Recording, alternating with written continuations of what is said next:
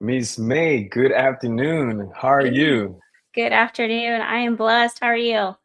I'm blessed as well. Can't complain.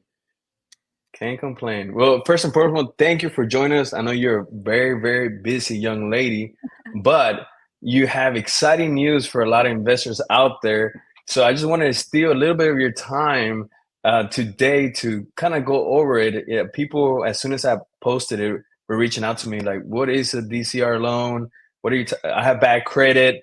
I need all the help that I can get." So that's why we're here today, so you can kind of school us up because this is really exciting. Well, at least for me, it's really exciting because I know the potential that it can help a lot of people out.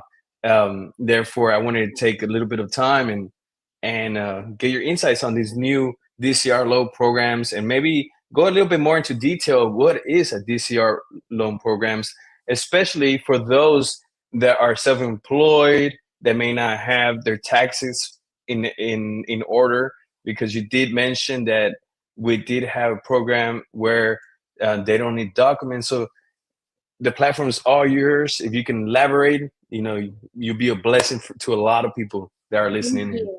Thank you. Okay. Well, I'm excited. So, as you know, I have been in real estate, especially investment real estate, for almost 10 years. My background was wholesaling. I was a licensed realtor for a long time before I got into lending. And so, anytime that there's a new product, especially a chance to educate, I get really excited for that. So, let's just start with the basics. A DSCR loan is a debt service coverage ratio loan. Essentially, what this means in very basic terms is that it's a loan that's going to be based on the cash flow, the income of the property versus the borrower or the investor's income. So when they run the numbers to determine whether or not someone qualifies for the loan, instead of looking at tax returns, like you mentioned, bank statements, W-2s, things that typically they look at for a borrower, instead of that, they're going to evaluate the value of the house as a rental property.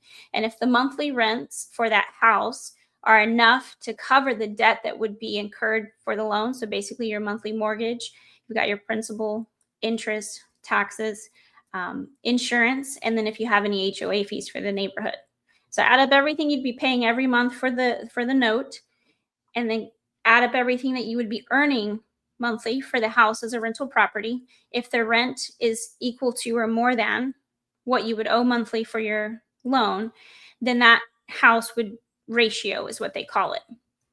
So this program is really unique because typically these types of loans do check credit. Though they don't check income, they typically have a minimum credit score of 640 to 660 depending on the loan. And with that, they kind of cap how much they're willing to lend.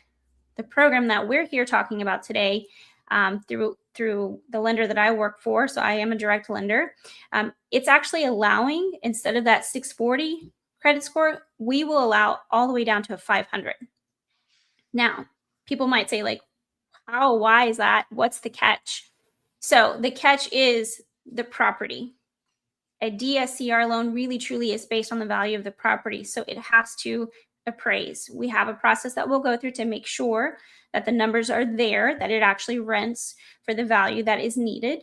But because of that, we're able to accept people that have a lower credit score.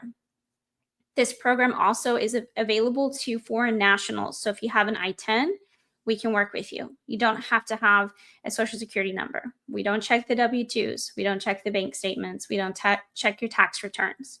So that's the very basic kind of explanation of a DSCR and the credit score component.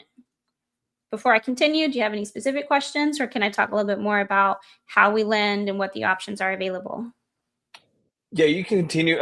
Touching on well, yes, I do have a question. Touching on the ITIN loan requirements, because there's a lot of people out there that don't know that they actually can get a loan, and especially a DCR loan with ITIN. Can you elaborate a little bit more on that? So, how do you determine credit for somebody that's not really familiar with that on an So ITIN? that's a good question. You do have to have at least a 500 credit score. So when you get your ITIN, your individual tax identification number, your I-10, it gives you essentially, it's similar to a social security number. It's not the same, obviously, but you can start building credit. So there is a minimum of 500. We can go that low, but you do have to have some credit established. There is paperwork that you get from the IRS or the government when you register for your I-10. And that's the kind of documentation that we will request to just show that you actually have that. We do pull credit. We do check credit, but instead of the 640 minimum, we can go down as low as a 500. There is no requirement for previous experience as an investor. Some loans do require that you have had other properties, including your primary residence. This one doesn't require that. And there's no title seasoning. Because they don't require you to have experience, you also don't have to have a certain amount of time in a loan before they allow you if you wanted to do a refi, for example. Okay, that's great that you mentioned that because I actually had another question. Do you do this type of loans all over the state of Texas and out of state? So we do all over the state of Texas. We are able to provide this loan as well out of state. I don't have the credentials or criteria that I would need to confirm for the out of state, but I know that it is something that we can offer. So if someone has a property they're interested in another state, just let me know and I'll make sure. As far as what we're talking about today, the basic requirements are the same with regard to credit score, how much we'll lend on, and then the max loan amount. So to kind of touch on that, this is eligible for any property that's up to 4 units. So 1 to 4 units, either a single house, a duplex, a triplex, or a quadruplex. Anything above that would be a different product that we'd have to pursue. If you're looking for this loan as a purchase, we will lend up to 70% loan to value or LTV. If you're looking for a refi or refinance out of a current loan that you're in, meaning you already own the property as a rental, you want to refi out of, let's say, a hard money loan that you did to remodel the house and get it ready to rent, the max they'll do is 65% loan to value. Okay, great. So you would do refi and for purchases. Can you Yes. explain, elaborate a little bit for those that are not familiar, what loan to value actually means? So what they'll do is they're going to require an appraisal. Loan to value is going to be the percentage of the total loan amount that they're willing to lend on. So to keep it very simple math, if it were a $100,000 loan, 70% of that would be $70,000 LTV. If it were a refi, so let's say you had a loan balance of $100,000, I'm sorry, if the value of the property is $100,000, they'd be willing to lend up to 65%. So your loan would be $65,000. If your loan, let's say you're refining, if your loan is $100,000 and that you currently have, and we're giving you $65,000, then that difference you would be responsible for, right? But if the house is worth more, let's say $200,000, and you get the loan for the 65% LTV, and I'm not a mathematician, so I'm not going to try to do that in my head. So 130,000, right? So then if the house is worth more, then you're going to get a bigger loan. So 130,000 to pay off whatever debt that you have. And so in some instances, we actually just ran an estimate for a potential client who their loan balance is less than what the total loan amount would be for the refi. So we were actually able to include closing costs. So they're bringing $0 to closing using this loan to refi out of their hard money loan. Oh, wow. And that's the hard money loans that are popping up a lot that you guys are doing DCR. I'm guessing it's from people that try to do a kind of investment, the property and go as they planned and then sell maybe in a timely fashion, and a DCR loan would be a perfect fit for them? So that's a great question. Sometimes that's the scenario where they got a hard money loan, they thought they were going to flip the house and sell it, and it maybe isn't moving as fast. Maybe they exceeded timeline, budget, whatever it may be. However, one of the caveats to the DSCR loan is that it does have to pass an inspection, meaning that the property cannot need any kind of repairs. So what happens sometimes is if a person purchases a house using a hard money loan, they're getting money to do the rehab, to do the remodel, to get it in condition for a rental and passing an inspection. So because the rates and the terms for hard money are typically higher interest rate, shorter timeline, instead of doing a full doc conventional loan to refinance, You can do a DSCR loan once the house is remodeled. Then you have competitive rates, a long-term loan, and then you can use it as a rental. Okay, great information to have. Just trying to see the options for those individuals that may be going through that, because I have gotten a few calls in regards to situations of that matter. So see if that would actually benefit them. So Yeah. we touched on the minimum credit score, the LTV. Um, what does no docs really mean? For do the borrowers need any financial documents at all? That's a great question. And because we are really passionate about education and transparency, I will tell you some of the things that we'll ask for. When we say no doc loan, it's a general term to reference that we're not requiring documentation of your income. They're not checking your debt to income ratio or your DTI. You've maybe heard that term before, where they're essentially doing a full evaluation of your income versus your debts to see how much, I guess, availability there is for additional debt. Instead of any of that, we're not requiring any of those documents. Now, there are some documents that are going to be necessary. So when we say no doc, we're speaking about your income, your tax returns specifically. Some of Okay. the documents that we will require include a valid ID. If you have an LLC, you can use this loan as an individual or in an LLC. So if you have an LLC, we'll need entity documents. If you already own the home and you're refinancing into the DSCR loan, we'll want to see the latest mortgage statement just to see where your loan balance is. And then insurance, if you already have insurance on the property. So it's a pretty short list. But when we say no doc, it is specific to the fact that we're not checking any kind of income requirements. Okay, so this may be off the subject a little bit, or it may not be. I have a client that reached out to me because they bought multiple properties to rent out, Mhm. and they got into a situation where they didn't pay because of misbilling or whatever the case is. Another note, they had it's one of those one-off situations. They had the money to bring it up to date, but it looked like the loan people didn't want to accept the actual loan and bring it up to date. They didn't want to memorialize the payment. In this case, are they able to buy uh, from an entity their own property? They're wanting to buy as an individual from the entity that No, specific property. from the entity to an LLC. Hmm. I don't want to misquote, so I have to ask that question just because it sounds like there may be some legalities involved with that. With this loan, even though we take as low as a 500 credit score, I will say if there are any liens or judgments, those do have to be addressed and paid. So, in general, if there is an outstanding lien, let's say in this situation, in order for the individual to be approved for the loan, the loan itself would need to be enough and/or combined with the cash to close to cover whatever liens or judgments are owed. But for that specific scenario, I would definitely need to check with my underwriting team because I don't want to promise something that we can't perform on. Yeah, most definitely. I know it's one of the offhand. It just came to mind since Yeah. somebody commented in that regard. So I asked. But going back to the DCR loan, uh, what factors may impact or delay a DCR loan that you commonly see? Great question. So, one of the biggest factors is going to be the numbers, right? Does it actually rent for? Is it actually worth the amount that the investor, the client, the realtor is saying? So that's why an appraisal is required. This is a loan that can close as quickly as 3 weeks. The big factor determining how long it will take will be the appraisal, and of course, the client getting everything we need.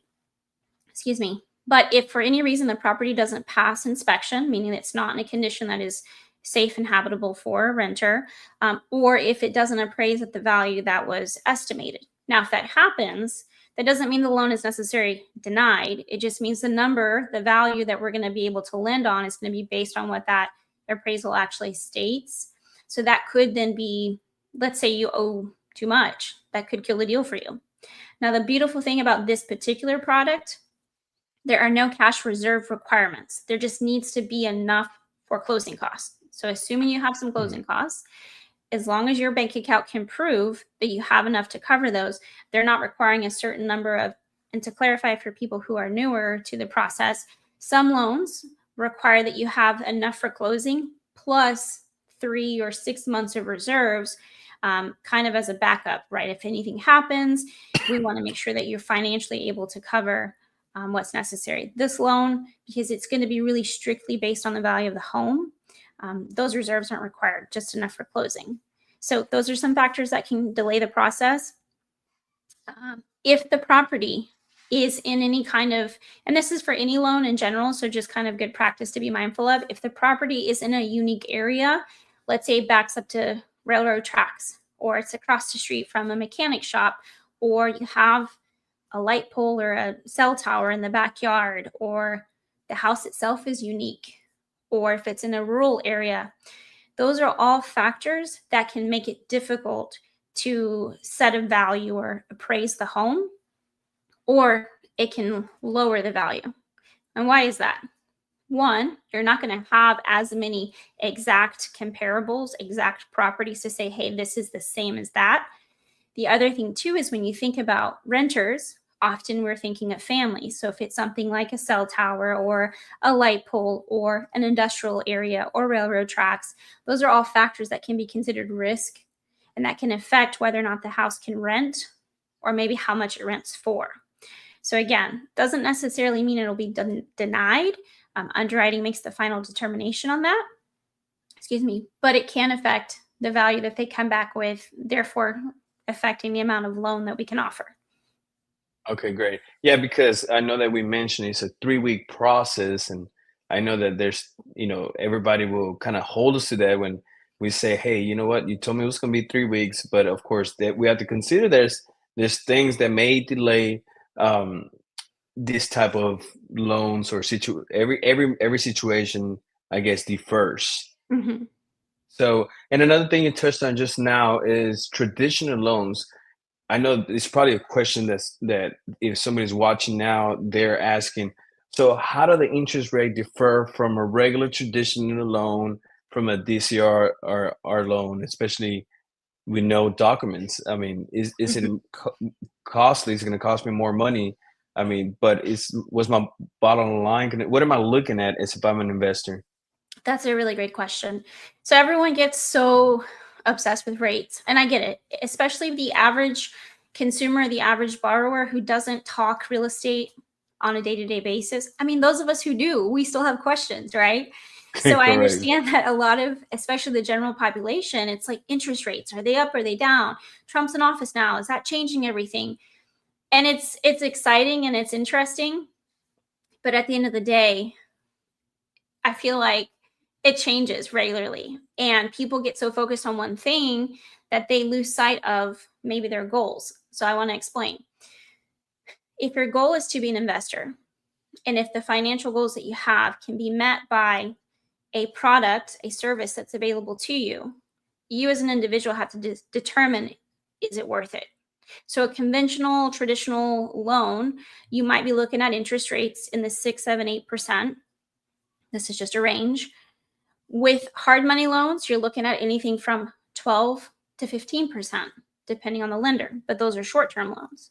With DSCR loans, we have everything from the 10, 12% and as low as 6, 7%. They can be pretty competitive. Now, with anything, there's a cost for that trade, right? You want the better rates, whether you have a conventional loan or a DSCR loan, it's going to be based on what do you have to offer. In some scenarios, it can be the higher credit score, the larger cash reserves, the better cash flow the property has, to offer. Those are all things that can impact your DSCR loan, getting you a more competitive rate. But you'd have to be willing to submit way more documentation and information and have the credit score and the finances to back that. Same with conventional financing. They're going to look at how much debt do you have, how much money are you making, what are your tax returns, W-2s? They're going to check way more, and it's going to be a type of product that's much more thorough because of the type of backing and protection it has, through the government. Hard money loans, it's quick money, high interest rate, and it's going to be based on the property and potentially some of your background. If for you 15% doesn't matter because your goal is to invest and you know you're going to get that money back when you do the flip. If your goal is to be a landlord and to build a portfolio of rental properties, and you understand that these DSCR loans, this one in particular we're talking about today, that's a no doc loan, it can be anywhere from 9 to 10% or more. I don't want to pigeonhole the number there. But if for you, not having a high credit score and not having a bunch of extra cash means that you have a chance to invest and use this loan, then that 10% rate is not going to be a problem. If you can only focus on rate, then focus on improving your credit, your income, and your cash reserves for sure. Awesome, awesome. That's great information. And I like to elaborate a little bit about that. What you mentioned, the category of the particular loan that this applies for typically.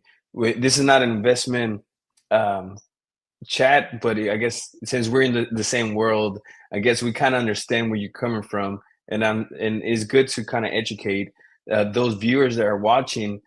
This particular loan is really to try to get you set up to invest. If you're an investor and you're looking for a tool to utilize, this is a great tool for you because it's going to get you in the door. A lot of times, we always want to win, and what I mean win is economically. We want to, of course, we all want to make money, but there's times that you just almost have to take the hit. Maybe you're not going to make too much money, but you're going to get a lot of experience. Of course, you want it to be as minimum as you can of economic loss, but if your bottom line meets at least a little bit of gain, I Mm-hmm. always suggest any investor for them to jump on any opportunity they have, especially to leverage somebody else's money. And correct me Yes. if I'm wrong. I No, mean, you're good. I started out like that, leveraging others people's money, and eventually grew my own capital. Made some mistakes along the way, which we are going to. Everybody, there's risk. Is real estate, so there's Mm-hmm. always risk in it. You always hear the good in real estate, but you never hear the bad, right? Yeah. You never hear that there's challenges that come around, there's situations that happen. Of course, her company may send an appraiser. We're gonna send an inspector, but at the end, there still could be foundation issues. There could be plumbing issues. There could be things that will pop up that you really do not know. But this is a great tool for anybody that's really starting out. Don't look at interest rate. Look at your bottom line, and Mm-hmm. of course, doing your numbers correctly. What I love about this program, May, and correct me if I'm wrong, that I feel like the bank, the lender takes the risk with you Mm-hmm. because they're looking at the property if it's actually profitable. If it's not profitable, they don't want to mess with it. Right. Absolutely. That's And why I said it's going to be really based on the value of the property more than you. so to me, it's like this is great too. Like I get excited when you said $500, 500 score. Like what? Yeah. That means my primo can get involved. Dale pues. Yeah, because there's a lot of people, there's a lot of Hispanic, mi gente latina que está viendo que tienen dinero ahí bajo el colchón. Sí. So tienen mucho dinero bajo el colchón que no, they don't trust the bank system, but they want to get into something. They get enough, they have enough that like, hey, bueno, si tengo que sacar dinero para poder hacer una inversión, lo saco, pero si no, no. Pero siempre la situación es que se encuentra en una situación, bueno, que no puedo, tengo este dinero acá y no lo tengo en el sistema, Mm-hmm. cuánto tiempo para meterlo. Entonces, it just fits, my peeps, to be Yes. honest with you. Yes. you know, Preferimos efectivo para todo, no queremos usar crédito y por eso 500, lo mínimo. You don't lo have to have mínimo. a lot of credit, and you could have a lot of I get it, life happens. I'm divorced, I've had to restart my life happens. So even if that's happened to you, that doesn't mean that you should be denied the opportunity to invest. Amen. And wow, and you touched a very sensitive subject there. There's a lot of things that happen along the lives. So maybe you have a low credit score because something happened, just as you Mhm. mentioned. Life happens, but there's that individual that wants to take advantage or wants to take a leap of faith into um, uh, pursuing an investment, this is a great tool for them as well. And on that And note, some of those other products that offer better rates, lower costs, do require experience. You have to have title in your name, and your primary residence for some is enough. And for others, they say, cool, you own your own home, but we also need to see that you've been an investor outside of your own home. So, products like this, programs like this, can give you that chance to have documented experience so that then you can be eligible for the better products down the road. that's awesome. Are you able to share any success stories in regards to these DCR loans? I know I had customers that have done it, and it's been going great for them. But in your line of business, in you're actually the one holding the money, right? what what success stories have your clients benefit from DCR loans, and what and any type of loan that you may have? Yeah, absolutely. So I think the DSCRs are unique. So hard money, right? That's if you're buying to fix and flip typically.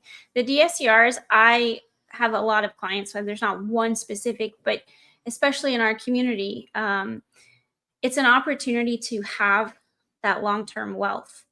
Because with flips, you're making a return, right, on your investment, but it's typically cash that you're getting back. Having long-term wealth, being a daughter of an immigrant, seeing my father own a home, seeing him starting to invest in real estate, let me just use him as an example, I guess. These are the type of products that make it possible for him as a father, as a grandfather, to be able to leave a lasting legacy, right? This is cash flow that's going to be coming in on a regular basis, but it's an asset that you're going to own over time versus a flip, which flips are great. And I know some investors, like, that's their bread and butter. They're passionate about the creativity that goes into those experiences and making that return. But with the DSCR products, having a chance to own real estate and hold it long term, I mean, that's the dream, is to eventually get to a point where you have enough passive income, enough money that you're making without having to work for it, right? And you're creating a home and a space for families to enjoy and to experience. So I think that it's an incredible product that really gives people to have an impact beyond just making money fast. It's lasting investment for sure. Wow, I love it. I love it, and I love the passion behind it. I get You all know, nerdy and about real estate and ministry. I will talk all day long. well, you know that's what the YouTube channel is called, God and Real Estate, because since from the beginning of time, it's always been what, but God first, and then what we always fight for, right? You know, Yes. real estate. You know, Yes. en español es bienes y raíces. Yes. So todos los bienes que uno se pelea, and I'm really passionate about real estate too because, man, you touched a very sensitive. Well, you touched a few sensitive subjects today, but it builds wealth, and you know, it builds long-term wealth, especially to la gente latina que de repente no tenga esa educación. Mhm. You know, de repente estamos en un sistema donde no nos enseñaron este tipo de cosas, y que Mhm. uno le puede enseñar este tipo de cosas, de verdad que es una bendición. Es más, es una bendición poder compartir ese tipo de programas, este tipo de cosas que ellos pueden hacer para entonces hacer algo para la siguiente generación y Right. ayudarnos de uno a otro. Y de verdad que, wow, me tocó eso porque eso es algo que siempre hablo con mi esposa, ¿verdad? Que le pregunto, hey, you know, hay que enseñarle a nuestra comunidad cómo hacer eso. Ella es la parte de impuestos, pero que es otra parte, bueno, muy importante Sí. cuando en lo que es los préstamos, pero también educarlos en las posibilidades que uno puede hacer ya teniendo sus finanzas en orden. Y que, bueno, bienes y raíces me encanta porque hay muchas maneras que uno puede tomar bienes y raíces.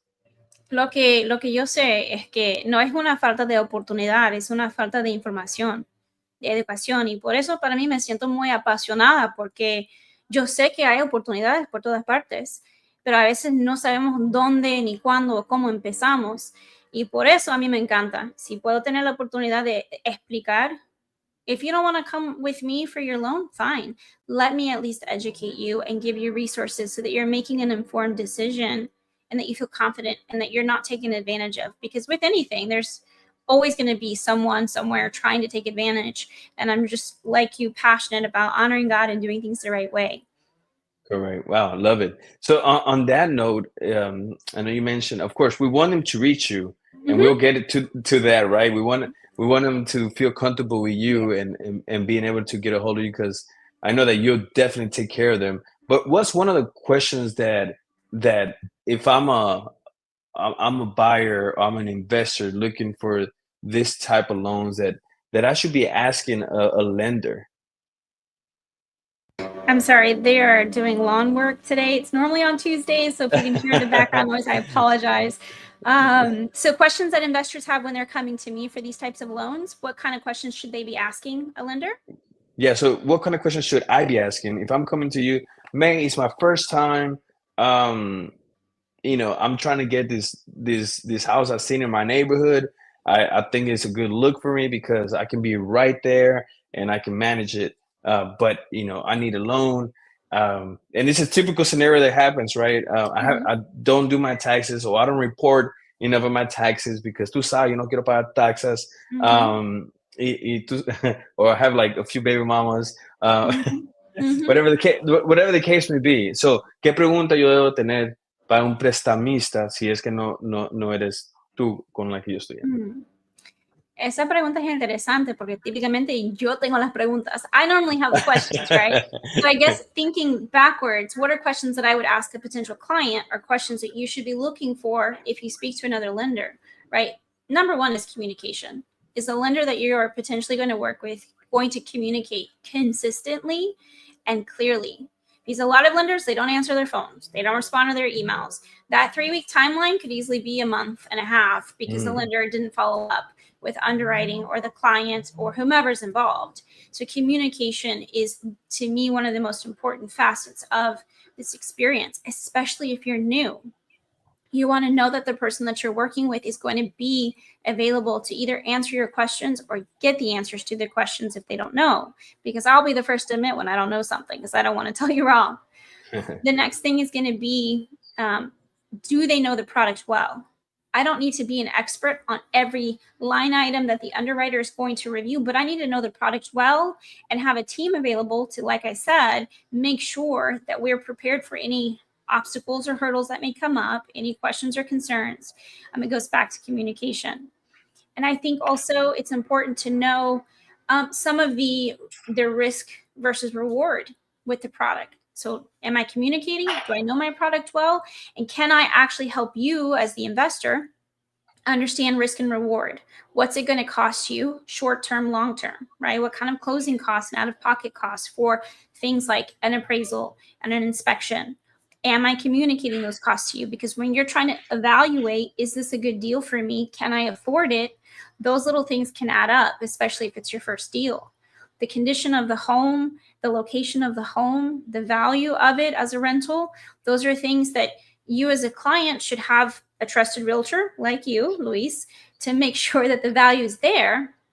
And then we work together to communicate to make sure that we're getting whatever information the lender, the underwriter needs to approve the loan, and that the client knows what costs they're anticipating in the immediate future for closings, but also even after that, just being prepared for the long term. What does it mean to really be a landlord, to be an investor that owns a property?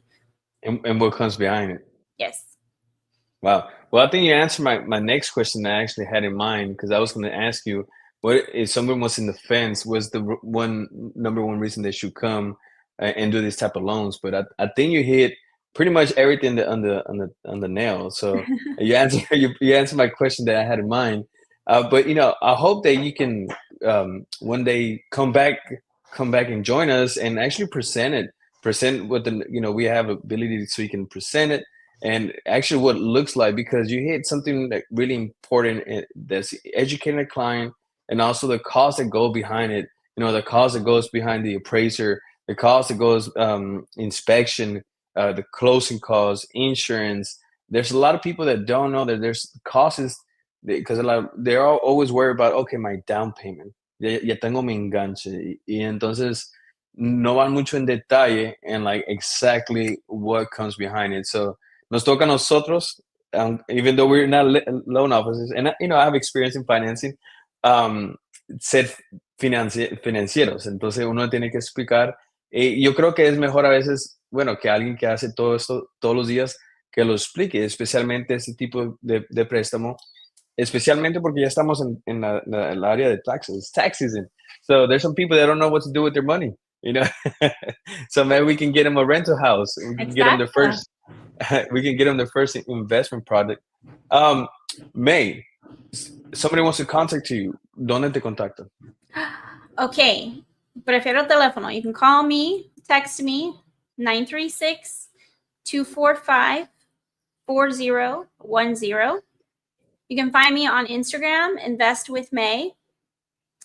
You can email me, may.correa@snmc.com, which will share all of this. And then, of course, on Facebook. But honestly, I am one of those lenders, mortgage loan originators. I want to have direct communication. I don't know if it's the Latina in me or the hustler in me, but I'd rather have a call, a text. And then, of course, you can learn and laugh at me if you follow me on Instagram. Most definitely, most definitely. I know I do enjoy it too. Like, But May, well, thank you very much. I know I took more than I told you I was going to take a few minutes, but it just got the conversation got really intriguing. Really appreciate your time. We'll definitely be sharing your information on our website and our platforms, and we'll hope to see you soon. You know, hopefully come back and give us some more insight because you not only do DCR loans, you also do traditional, correct? yes, I'm fully licensed, so we can do conventional lending, FHA loans, down payment assistance loans, I-10 loans. We can do bank statement loans. We do commercial lending as well, hard money lending, de todo un poco. Wow. Okay. So it's a little teaser. Yes, yes. We got to go into it. Yeah, you mentioned a lot of loans that I'm really interested in. Well, Good. May, thank you very much. Really appreciate it. And until next time, Thank you. God bless. God bless you.